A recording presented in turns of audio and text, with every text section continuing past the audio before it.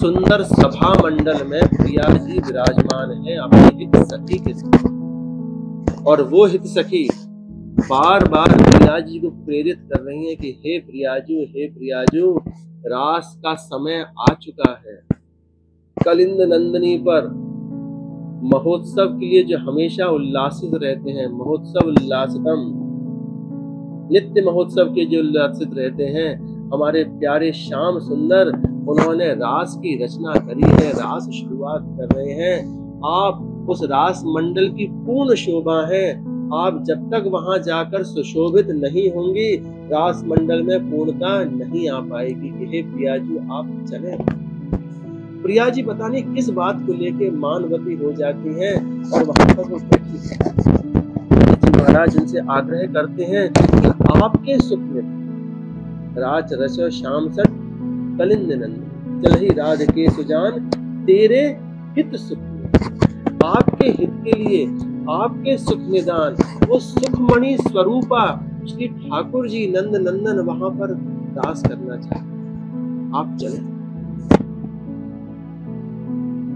निर्तत युवती समूह राग रंग अति कुतूह, बाजत रस मूल मुरली का आनंद। निर्तत युवती समूह, हे प्रिया जी, वो युवतियों का समूह वहां पर नृत्य करने के लिए आतुर है। लाल जी ने वो आनंद दायनी मुरलिका अपने अधरों पर रखी हुई, राग रंग का अति कौतूहल जो है वो मच रहा।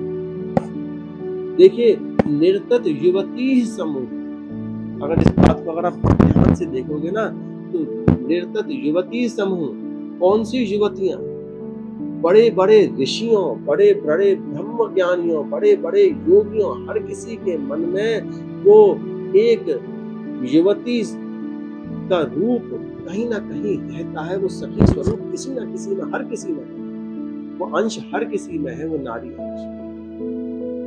इस तरह से कहते हैं ना, अर्धनारीश्वर, प्रभु का एक ऐसा स्वरूप है जिसमें कि ये बताते हैं कि हर किसी में नारी स्वरूप है। पूर्ण पुरुष तो सिर्फ एकमात्र प्रभु है और कोई नहीं।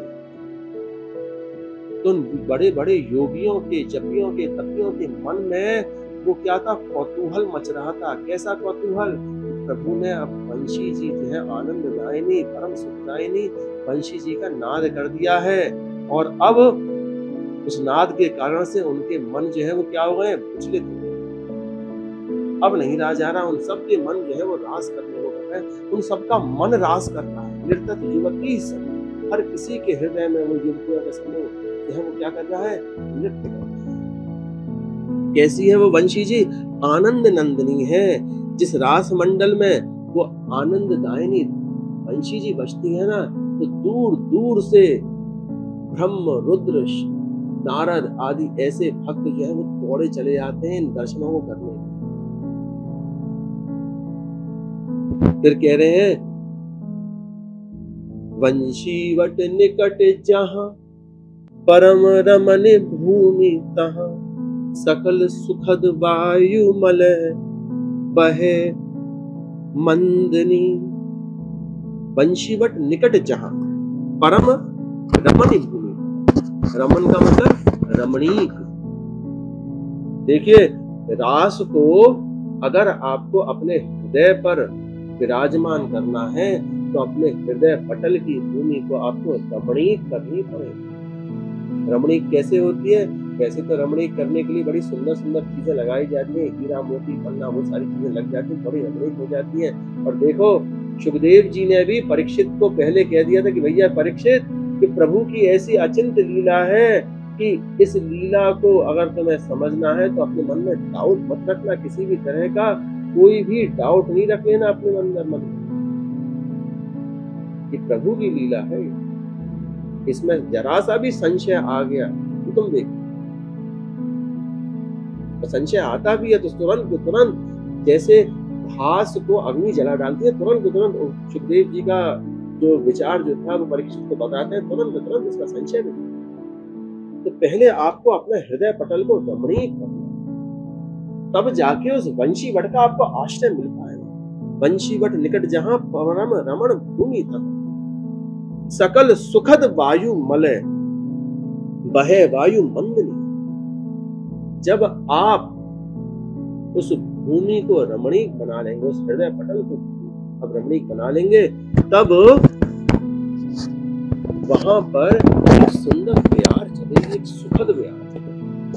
जब आपका काम, क्रोध, मोह, लोभ अपने हृदय से मिट गया, तब जाके किसी संत की कृपा से, किसी आचार्य की कृपा से आपको उस रास में प्रवेश मिल पाएगा, जैसे कि इस पद में आगे बताएंगे।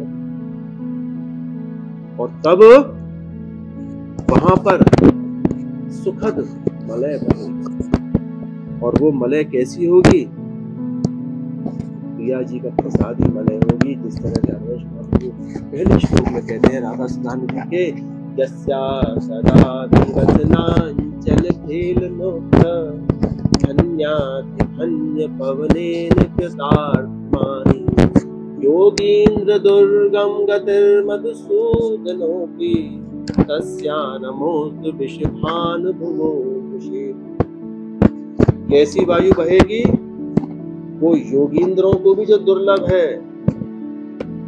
योगींद्र दुर्गम गतिर मधुसूदनो, जिन योगींद्रों को भी दुर्लभ मधुसूदन है।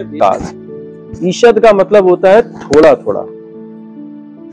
देखिए शरद के मास में जो चमेली है वो पूर्ण चंद्रमा की कृपा से थोड़ी थोड़ी फूल रही है।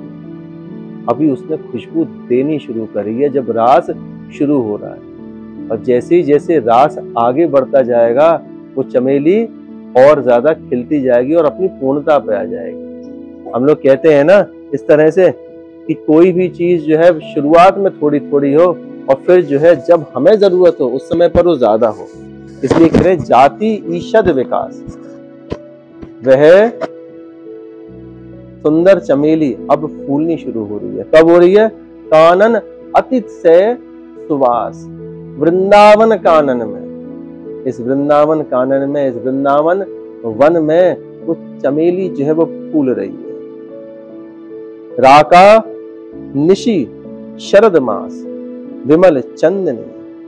सुंदर शरद की ऋतु है, रात्रि का समय है और विमल चांदनी फैली हुई है। कैसी? अभी देखो विमल के बारे में बात करी थी ना, बिना मल की, मतलब किसी भी तरह का कोई बादल नहीं, कोई कुछ नहीं, सिर्फ चंद्रमा, शरद के चंद्रमा पूर्ण रूप से प्रफुल्लित होकर खिल रहे हैं और वहां पर त्रिविध समीर, शीतल, मंद और सुगंधित समीर चल रही है। बादल रहित चांदनी है ये। अब देखिए होता क्या है वहां पर। ये सारी चीजें अभी तक हितजी महाराज प्रिया जी को बता रहे। अब इसमें अगली लाइन आती है, नरवाहन प्रभु निहार लोचन भर घोषनार नख सिक सौंदर्य काम दुख निकंदनी। बड़ी ही गूढ़ लाइन है, इसको जरा ध्यान से समझिएगा कि उस भाव प्रदेश में, उस निभृत निकुंज में जहां पर प्रिया जी मानवती होके हितजी महाराज के इन सुंदर वचनों को सुन रही हैं, वहां पर उन हितजी महाराज के साथ में एक अंतरंगा सखी और है जिसका नाम हितजी महाराज आज स्वयं अपनी वाणी में दे रहे हैं। उस सखी का नाम है नरवाहन सखी। कह रहे हैं नरवाहन घोष प्रभु निहार लोचन भर घोष। वे नरवाहन सखी अपनी प्रभु श्री राधिका रानी से कह रहे हैं क्या? लोचन भर घोषना, अपनी आंखों से भर के कह रही हैं। क्या कह रहे हैं? घोषनार। घोष का मतलब क्या होता है? घोष का मतलब होता है शब्द। और किसके द्वारा शब्द? नारी के द्वारा शब्द, सखी के द्वारा शब्द। देखो कौन वो क्रूर पापी अधम नरवाहन जिसने कि काट काट के आदमियों को यमुना जी लाल कर दी और वो हरवंश महाप्रभु के पास आया तो हरवंश महाप्रभु ने उसको क्या प्रदान किया? जब हरवंश महाप्रभु के शरणागत होता है ना, प्रणाम करता है, वो कहते हैं हे नरवाहन मेरे लिए क्यों रो रहा है? इनके लिए रो। किसके लिए? नरवाहन प्रभु निहार लोचन भर घोष। कि वहां पर नरवाहन को वो सखी स्वरूप प्रदान कर दे रहे हैं। हिज्जी महाराज, जिस सखी स्वरूप के कारण से वो इस पूरी लीला को देख सकता है, वो सखी स्वरूप जो कि यमुना जी ने श्री महादेव को दिया, गोपेश्वर बना। तभी तो कहते हैं वृंदावन में जब आप किसी रसिक संत के पास में जाते हैं ना, तो उसकी गहराई को आप पहचान नहीं सकते हो।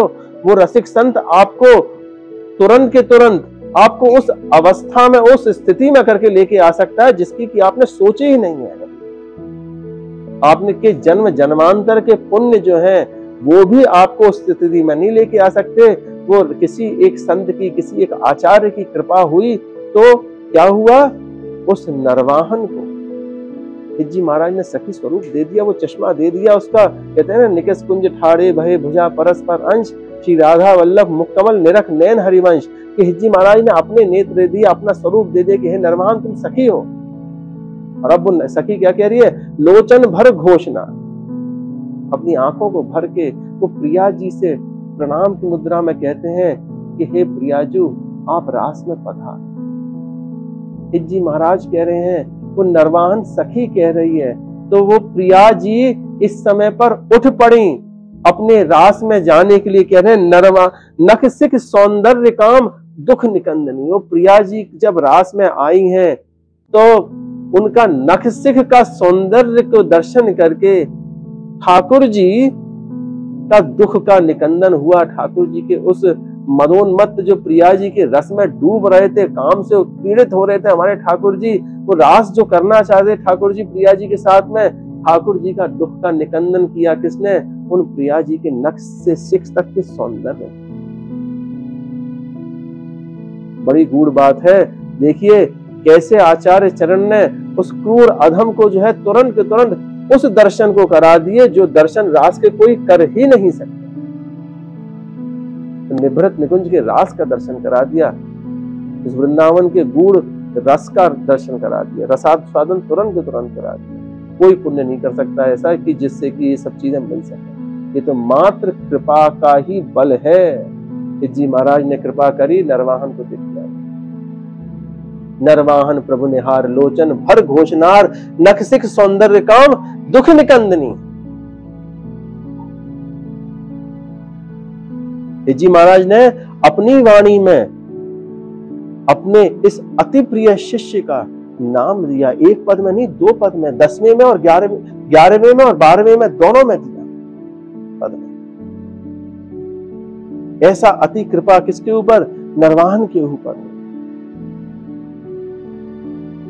प्रार्थना रूप में नरवाहन कह रहे हैं, लोचन भर घोषणार। आंख में जब आंख भर के कोई बोलेगा तो इसका मतलब क्या, प्रार्थना ही तो कर रहा है। इसके बाद में हिज्जी महाराज कहते हैं, बिलसहु भुज ग्रीव मेली, भामनी सुख सिंधु झेली, नव निकुंज श्याम केली, जगत वंदनी। हिज्जी महाराज कह रहे हैं, प्रार्थना कर रहे हैं, हे प्रियाजू, हे लालजू, आपने खूब रास कर लिया, खूब रास कर लिया। हे प्रिया जी, बस आपसे एक प्रार्थना है, हमारा मनोरथ पूर्ण करिए। हे भामनी, हे सुख धामनी, आप नव निकुंज में, मध्य में, प्यारे के ग्रीव में, गले में गलभैया डाल के अब उस विलास सुख को भी आप पूरा करिए, जिससे कि सभी, जिसके लिए सभी जगत आपसे वंदना कर रहा है। वो जगत रूपी श्याम सुंदर आपसे वंदना कर रहे हैं। बार बार आप उस निभृत निकुंज में अपने उस सुख शैया पर पधारें, रास करें। राधा वल्लभ लाल की जय।